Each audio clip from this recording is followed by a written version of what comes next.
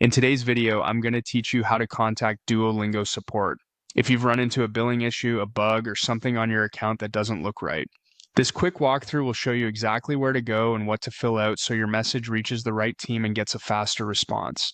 Start by opening your browser and going to duolingo.com Learn.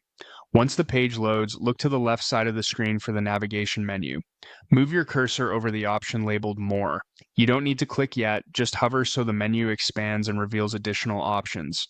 From that expanded menu, click Help. This takes you to Duolingo's help area where you'll find articles and contact options. Scroll down the page until you see the option labeled Send Feedback. This is the entry point for reaching the support team about account concerns, payment problems, technical glitches, or general feedback. Go ahead and select it to open the support request form. On the form, start with your email address. Use the email linked to your Duolingo account so the team can find your profile and follow up. Next, fill in the subject. Keep it concise and specific, like unable to access super features after renewal or streak freeze not applying. This helps route your request correctly.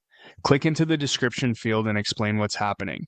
Include the steps that led to the issue, what you expected to see, and what actually occurred.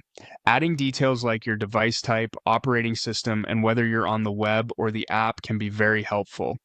Share only what's necessary to troubleshoot. Avoid entering passwords, payment card numbers, or other sensitive data. Find the field labeled Type of Issue and enter or select the category that best matches your problem. Choosing the most accurate category helps the request reach the right specialists. If you have any supporting material, click Attachments. Then choose Add File or Drop Files here to include screenshots, screen recordings, or receipts. Clear visuals of error messages or unexpected behavior can save a lot of back and forth. Before you upload, double check that your files don't reveal personal or financial information. When everything looks good, click Submit. You should see a confirmation that your request was sent, and you'll receive a copy at the email address you entered.